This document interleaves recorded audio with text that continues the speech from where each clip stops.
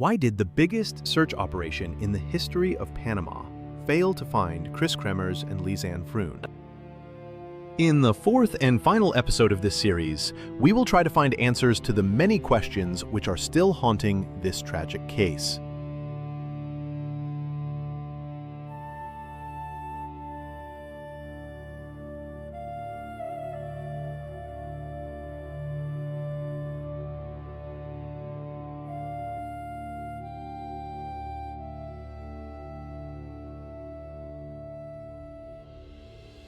Onvrede onder lokale bewoners over hoe de autoriteiten de zoektocht hebben georganiseerd. Want alle vondsten zijn gedaan door gewone mensen van hier en niet door de professionele zoekteams. Eerst de rugtas vorige week woensdag, daarna de schoenen en overblijfselen. Gevonden bij de rivier de Culebra door gewone mensen zoals Feliciano González. En hij is teleurgesteld in de gang van zaken. We found that part. That. Ja. And they not say thank you for your help, No, thank you nothing. for nothing. It's then. It's only pick, move from the helicopter, 2 minutes, 3 minutes to the house. Feliciano is gids in het gebied en heeft er een boerderij. Al sinds de verdwijning van Kris en Lisanne ruim 2 maanden geleden denkt hij elke dag aan de 2 jonge vrouwen die hier in zijn gebied zijn verdwenen. Today 20. It's 2 months, 20 days. And when the people back the first time to Holland, the government stopped. Look, no, nothing. When they back again, they move helicopters and like this, but 1 month after. It's only when they stay here. Met 6 Indianen en 3 man sterk uit het dorp Boquete zijn ze gaan zoeken, omdat ze vonden dat er veel te weinig gebeurde. These people, they need move like this, quick. And they didn't. No. You think? Waiting for the chief, waiting like this. They need talk this. They need talk the other side. Ik heb de hoofdofficier van justitie gevraagd om een reactie op de ontevredenheid van deze mensen, die er toch voor gezorgd lijken te hebben dat er eindelijk duidelijkheid komt in de vermissing van Kris en Lisanne. Maar zij wil op dit moment niet voor camera reageren. The first item found is the backpack, which is discovered on June 11th, 2014, 10 weeks after Kris and Lisanne disappeared. When the local population starts a search along the shores of the river, they find 2 shoes on June 18th. One of these shoes, a left shoe which is later found to be from Lisanne, still contains a sock and a detached human foot. The other left shoe is later identified as belonging to Kris. Continuing their search, the locals then find a left pelvic bone. Walking along the shores in upstream direction, they then find some torn, dark blue fabric, which has never been properly identified but is suspected to have been the shorts of Lisanne.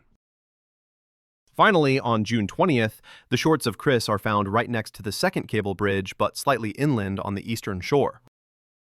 Although the team wishes to continue the search further upstream, the weather then turns bad, and due to the rough terrain, it is deemed too dangerous to search upstream of the second bridge. On hindsight, this probably explains why no remains are ever found upstream of the second cable bridge, as due to the harsh terrain and bad weather, it takes many months before these upstream areas are finally searched, and by that time, all remains have already been washed away. On July 31st, the search is continued far downstream of the second cable bridge, and on August 2nd, a fragment of a rib bone from Kris is found, followed on August 29th by an upper and lower left leg bone of Lisanne. All of these finds are made by locals, but sadly, in most cases, the find was poorly documented, often resulting in conflicting GPS coordinates. In some cases, like the shoe of Kris or the leg bones of Lisanne, the exact location of the find has never been established. What is important to note is that all of these finds are close to the trail and in relatively easily accessible terrain far downstream. Due to the bad weather and the high water levels, it took several months before the harsh terrain upstream of the second bridge could be searched, by which time no further remains could be found. Edwin Alvarez, the former prosecutor, later gave sharp criticism on his successor, Betsaida Pitti, stating that a much bigger search should have been started upstream of the second cable bridge, immediately after the backpack had been found. But although this would almost certainly have resulted in the discovery of far more remains, local Sinoproc experts rightfully deemed such a search too dangerous with the means they had at their disposal. During the rainy season, all of these streams are prone to sudden flash floods, with water levels rising by 2 meters or more, turning a friendly stream into a raging river. Only a few hundred meters upstream of the second bridge, the shores of the river become almost vertical, making it impossible for anyone searching that part of the river to get to higher ground quickly enough once a flash flood arrives. Sadly, by the time the weather improved and the upper slopes became accessible again, the raging river had washed away all further remains, and nothing more could be found. Even if one day we may find the night location, the chance of finding further remains of the two brave girls is close to zero. Sadly, due to this situation, very few remains of both girls were ever found. A total human skeleton consists of 212 elements, while from Lisanne only 28 elements were found, and from Kris only 2.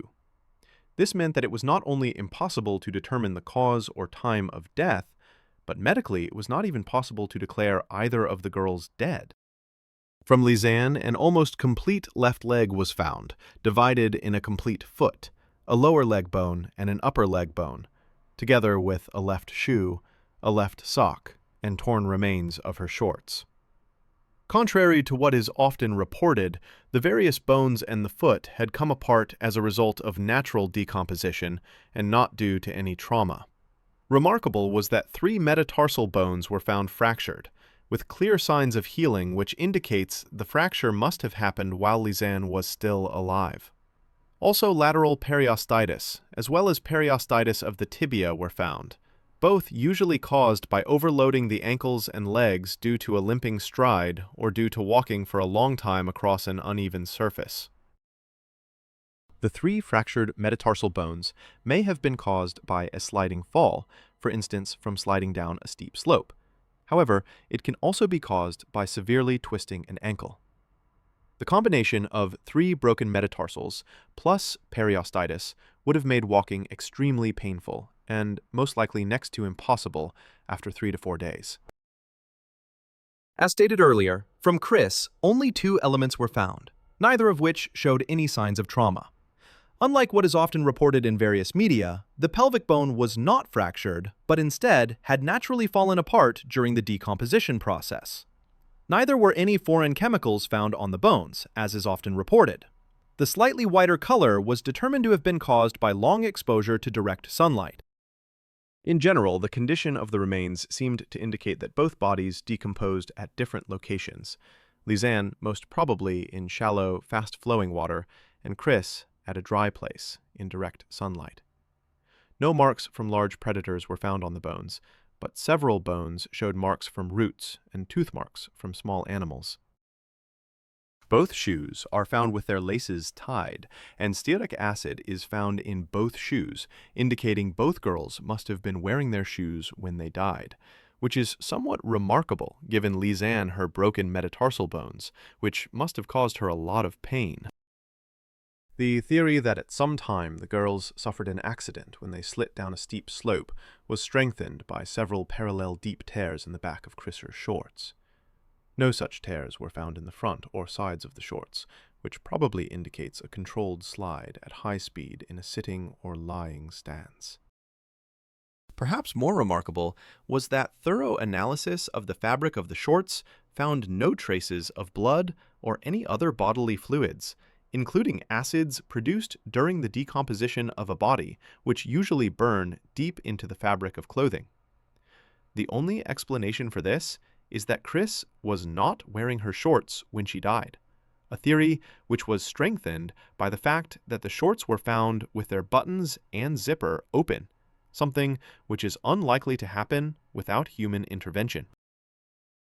Another item, which has often caused controversy, is the fact that the bras of both girls were found in the backpack.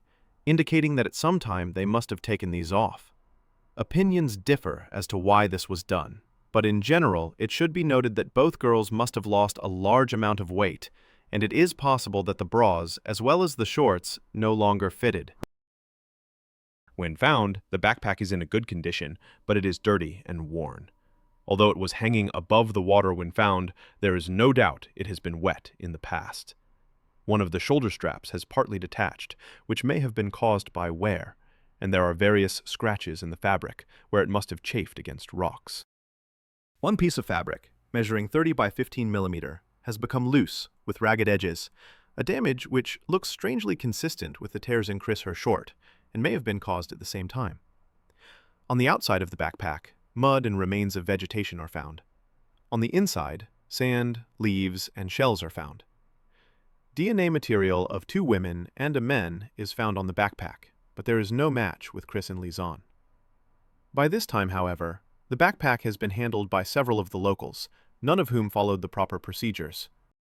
No bodily fluids or acids are found on the backpack, making it unlikely either of the girls was actually wearing the backpack when they died, and the fact that Kris apparently at some time took off her shorts, but did not put these in the backpack, indicates that in their final moments, the girls no longer had access to the backpack, having left it behind at some moment.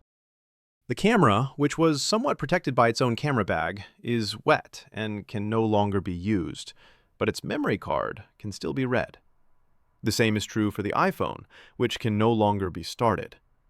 The Panamanian inspectors, however, managed to get the Samsung phone started after drying it and replacing its battery. After having been found on June 11th, the backpack and its contents are collected at Alto Romero on June 13th, and subsequently transported to the Netherlands on June 20th for further analysis at the Dutch NFI Technical Institute. However, during this short period, Panamanian authorities or individuals manage somehow to print and edit pictures on the original memory card of the camera, contaminating the evidence and destroying the original state of the memory disk.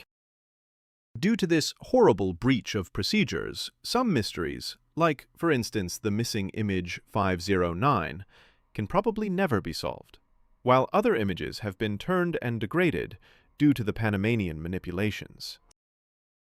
As the Panamanians never managed to get the iPhone started, the state of its memory chips still remains pristine when the NFI disassembles the phone and uses specialized equipment to extract all data direct from the memory chips. As a final remark, the plastic water bottle found inside the backpack was not among the items sent to the Netherlands for further analysis.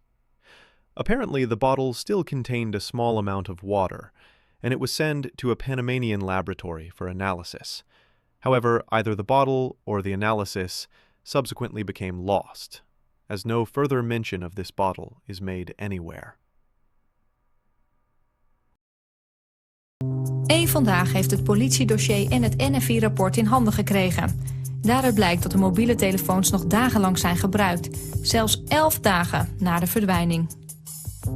Dat verschillende keren is geprobeerd om 112, maar ook 911 een aantal keren te bellen. Een van de telefoons is na een aantal dagen, is de batterij was helemaal leeg. En de andere telefoon is voor het laatst gebruikt op 11 april. En zijn er ook in de telefoons afscheidsnotities bijvoorbeeld aangetroffen? Nee, dat is toch wel een bijzonderheid, hè? Maar dat zou je dan ook verwachten. Hè? Dus iemand, we hebben vanuit hun omgeving gehoord dat ze veel gebruik maakten van hun smartphones. Hè? Dus, maar dat is niet gebeurd. Dus dat is op zich nog wel bijzonder. Waarschijnlijk misschien ook wel bedoeld om zoveel mogelijk batterij te sparen. Dat ze op geen enkele andere wijze gebruik willen maken van hun telefoon. Dus ook niet om berichtjes op te slaan of nog meer gegevens van elkaar vast te leggen of filmpjes te maken. Die suggestie is ook al een keer gedaan. Ik denk dat het vooral gebeurd is om de batterij te sparen. One of the aspects which is carefully avoided in all interviews and reports is that the data retrieved from the camera and phones gives a stark contrast to all earlier witness statements. While we now know that Kris and Lisanne started the trail around 11 and subsequently reached the top of the Mirador around 13 before continuing down the Atlantic slopes, the whole search was based on the assumption that the girls left the language school at 1300 and arrived at the start of the trail around 1600, making it impossible for them to reach the Atlantic slopes. Het laatste moment is echt 1:10 geweest dat een lerares hun heeft gezien. En dat een medewerkster die in het kantoor zat ze weg hebben zien lopen. Dan hier, Casa del Pedro. Dit is het laatste punt waar zij daadwerkelijk gesignaleerd zijn. Door iemand die met ze gepraat heeft, waarvan we 100% zeker weten. Ja. Daar zijn die meiden voor het laatst en gezien. dat was gewoon overdag. Geen raar weer. Het was 2:00, 2:30 'smiddags. Para estas chicas. Como a las 4:00 de la tarde.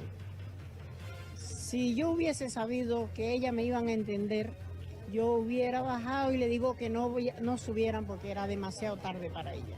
El día estaba opaco y se iba a oscurecer temprano.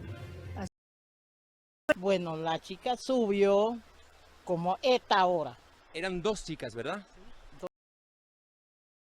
How is it possible for all these witnesses to have been wrong? The whole search operation was solely based on witness statements. Records from mobile phone operators, which should have shown at least the connection times and positions of Kris her iPhone, were only requested on April 8th and never properly analyzed. And by the time CCTV camera footage was requested, the all-important footage was already overwritten. The search area was based on the assumption that the girls could not have reached the Continental Divide before sunset, making it impossible they could have descended down the Atlantic slopes. The Bocas del Toro district, which included the Atlantic slopes, participated with only one team and a few helicopter flights, as everyone was convinced Kris and Lisanne could not possibly have traveled this far. The discovery of the backpack and the remains was made by local farmers, not by the official search teams. And these discoveries only happened because the heavy rains and strong currents carried these objects down to the more densely inhabited lower slopes. In early April, high up on the mostly uninhabited higher slopes, far outside the search area and at the start of the rainy season, Kris and Lisanne never stood a chance of being found.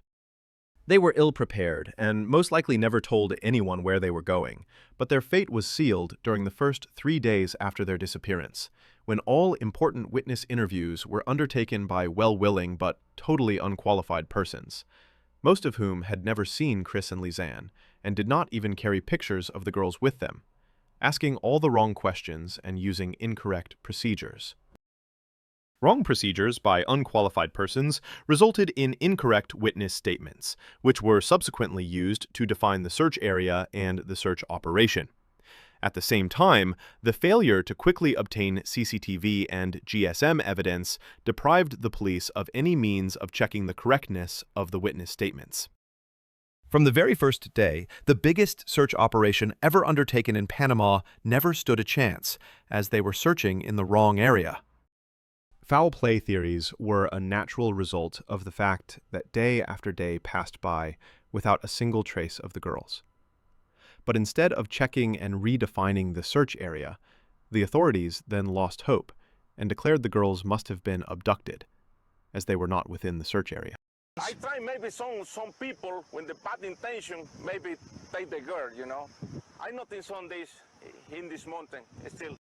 Despite all the rumors and wild theories, there was never any hard evidence for the involvement of a third party, and the police investigation into possible foul play was leading nowhere, being closed down without a single shred of evidence.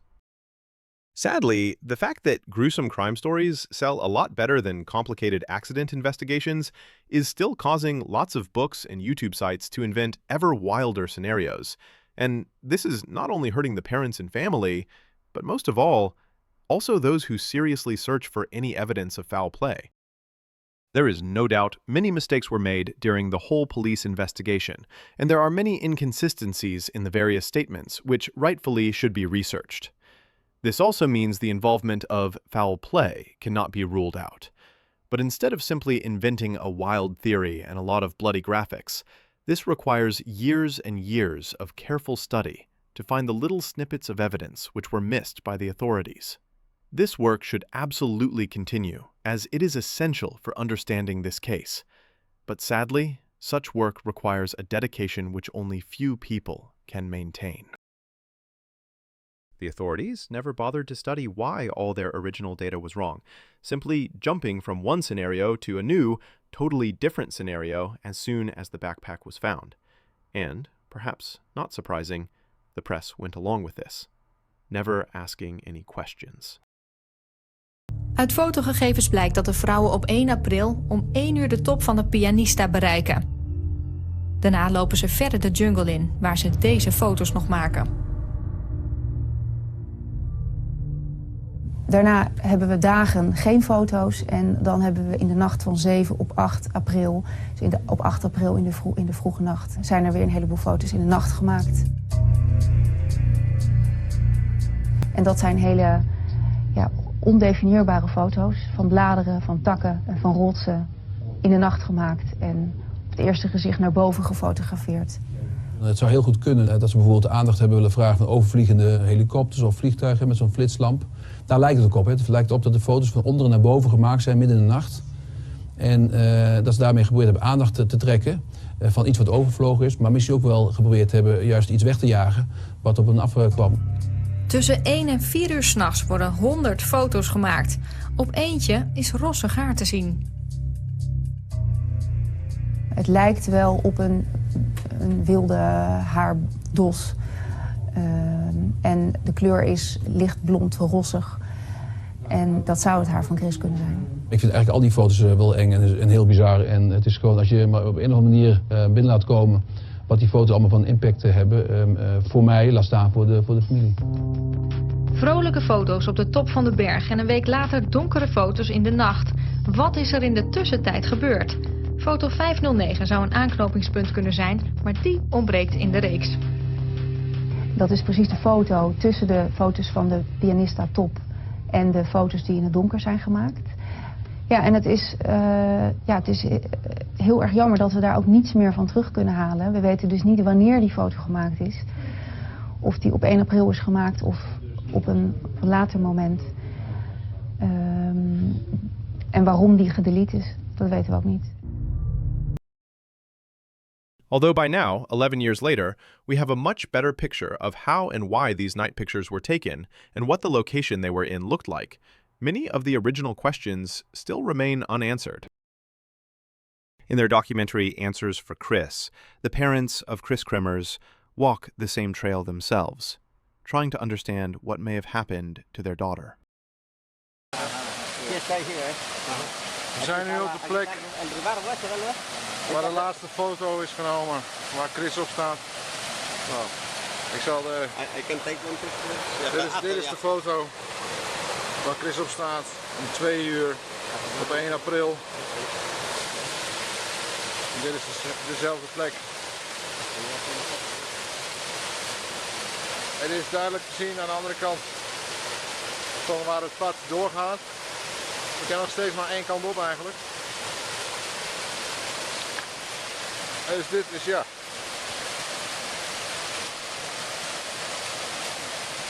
Het is wel moeilijk hier.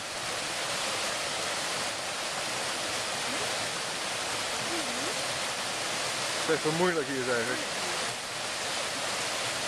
Ja. Op de foto is te zien dat ze de beweging maakt. Ze staat midden op de rivier, op de rotsen. Dat ze doorgaan het pad op. Dat gaan wij ook doen. Als je dit pad oploopt, 2,5 uur later, hebben ze voor het eerst geprobeerd om een alarmnummer te bellen. Dus we gaan kijken of we daar kunnen komen. En om te kijken van, wat kan hier de reden zijn om een alarmnummer te bellen. Although the parents of Kris turned back around 1.5 hours after passing the first stream, their conclusion is very clear. Getting lost on this trail is next to impossible, and the same can be said about any accident. In their opinion, it is clear that their daughter would have turned back soon after passing the first stream. Although opinions differ on what may have gone wrong, even the Dutch police agree that there are many open questions remaining.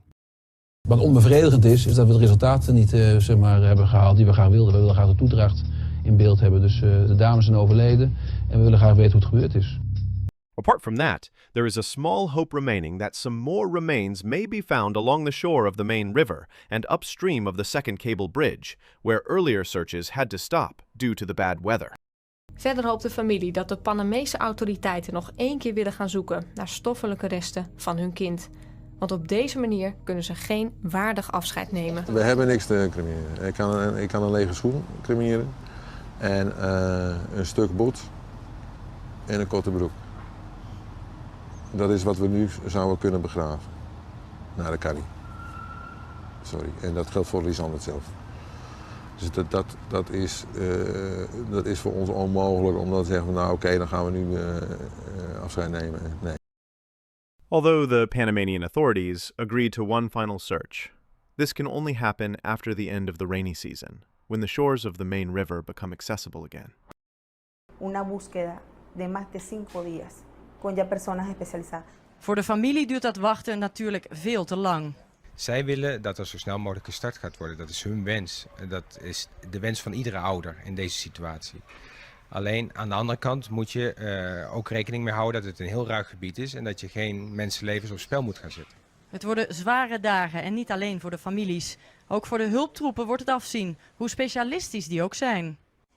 Son bajadas con piedras, fango, lodo, hierba, plantas con espinas. Sí, las serpientes pueden estar en los árboles. The Dutch part of the final search operation will consist of the Dutch pathologist Frank van der Goot with 2 assistants, and once again a team from the RHWW search dogs, who will this time be stationed at Alto Romero, close to the shore of the river.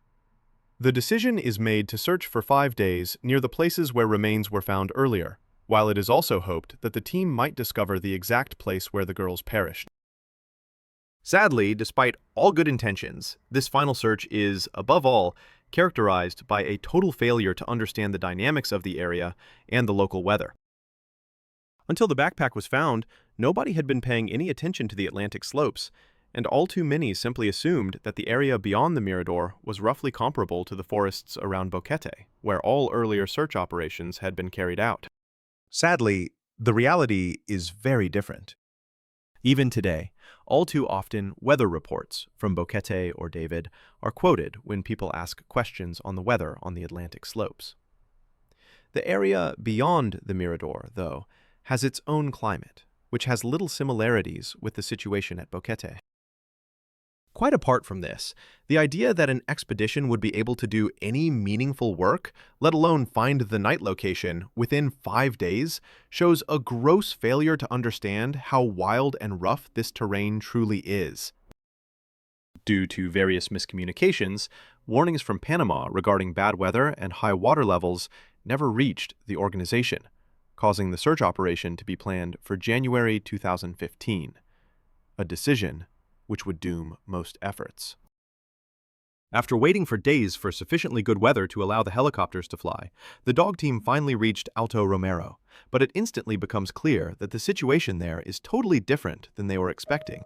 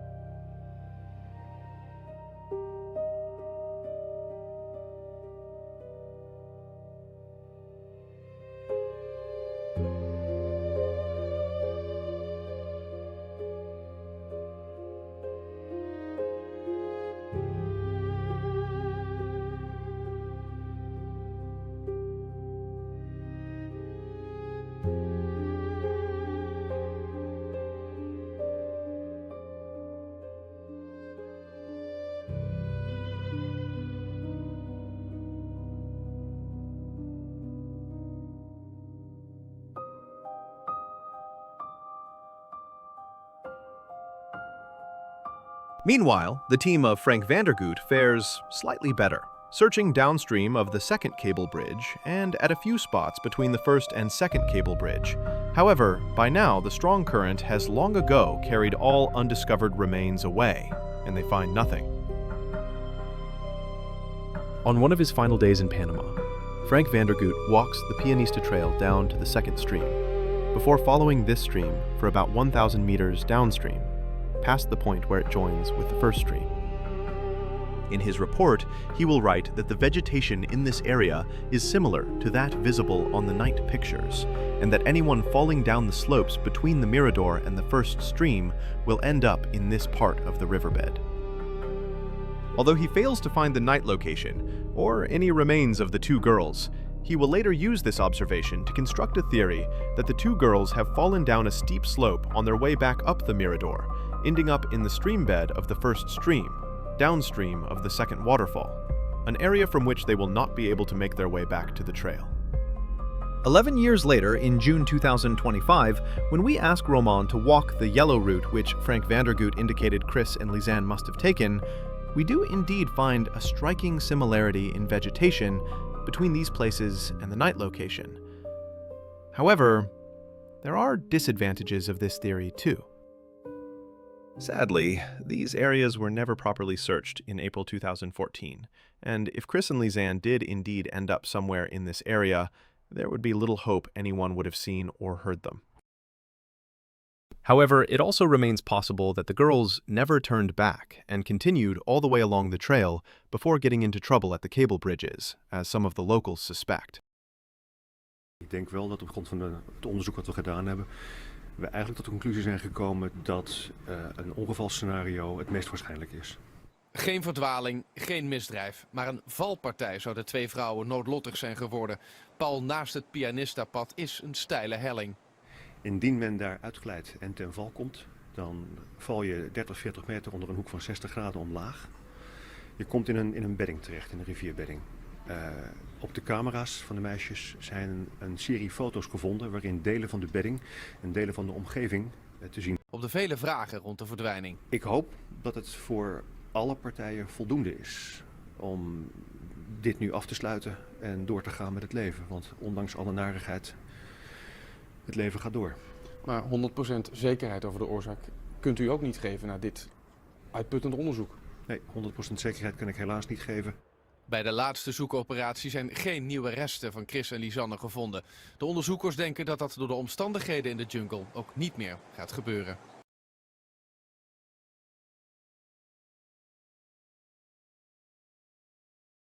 Although the January 2015 search fails to find more remains of Kris and Lisanne, or any clear answers to many of the still remaining questions, both parents will finally agree that there is nothing more that can be done.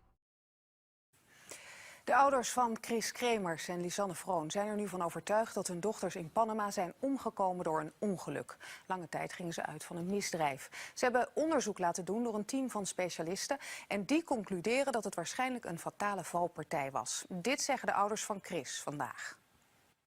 We zijn als familie opgelucht dat we nu toch eindelijk een mogelijke en plausibele verklaring hebben voor alle vragen die we rond het overlijden van Kris hadden.